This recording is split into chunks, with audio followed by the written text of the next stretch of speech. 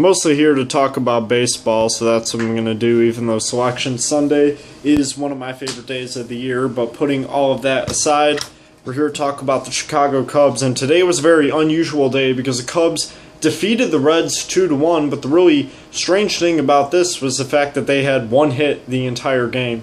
So the Reds really, I guess you could say, outperformed the Cubs on the pitching end, but Cubs obviously didn't do that bad on that end either.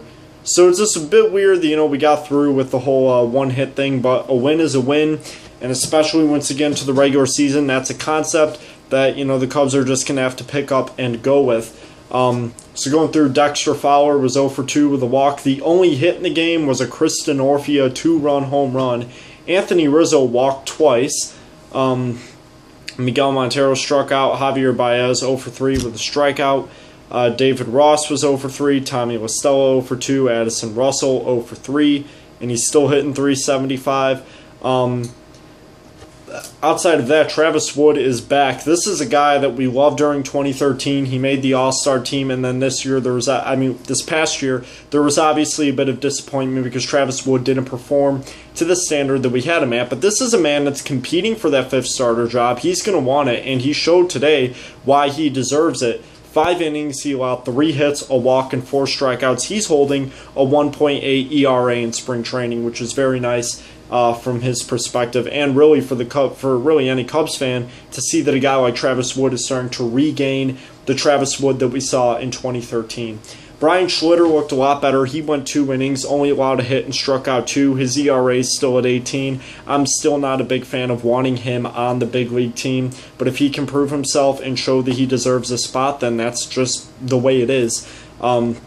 Corey Black pitched a perfect inning with a strikeout, which is good to see. That's a guy that you could maybe see being a future piece in the Cubs bullpen. And then Zach Rosscup in the inning. He did allow a run, struck out 2, but his ERA is at 2.25. He's looking good. The Cubs, they're facing Johnny Cueto today, and Johnny Cueto is obviously a very good pitcher, one of the best in baseball, and a strong case to be the best in the National League. And this is a guy where, it's really tough to find a way to combat him.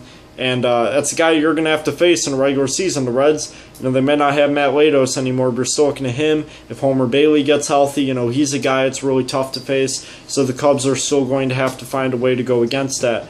But other than that, the Cubs are looking good. They've gotten 4 wins in the last 3 days. They are really looking like the Cubs that we expected them to look like. And this is really important to get themselves a confidence, to tell themselves, yeah, we're going out there, we're winning ball games, and we're doing what we have to do. Because once the regular season comes, the expectations are going to be a lot higher. There's never been this type of hype for a Cubs team really ever in my lifetime.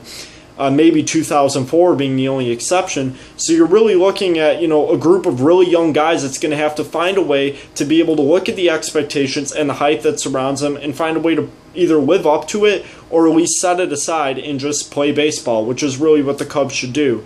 And I feel like this is a different Cubs team. This is a different organization than what we saw in the past. The teams that would celebrate too much from winning the division and going to the playoffs, you have to never be satisfied. And I feel like these are the type of wins that show it. You know what? I bet that the Cubs aren't satisfied with a 2-1 win in which they only had 1 hit. Is it a win?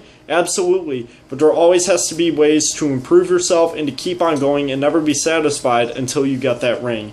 It may only be spring training and it really doesn't matter, but at the same time, it's important to instill that level of confidence in your young baseball players. Today's also Selection Sunday. I'm going to give a quick spiel about my bracket. I got Kentucky, Virginia, Iowa State, and Baylor in my Final Four. And my champion is not the University of Kentucky. I'm going with Virginia. I think I've watched a few games that they played. They look really strong. They look like a team that I wouldn't want to face. And they haven't played Kentucky, so I think that they have a chance if it gets to that point to where they'd be able to take them down. But with the odds of a perfect bracket being 1 in 9.2 quintillion, according to a mathematics professor at DePaul University, my odds aren't really all that great. But I did submit a bracket. And along with Cubs stuff, if you want to comment your Final Four and your bracket predictions, feel free to. Other than that, keep your hope from Clark and Addison. I don't have much else for you guys today, Cubs fans. I got to go back to studying for psychology. But other than that, I'll be back tomorrow for a video, and we're getting dangerously close to the regular season.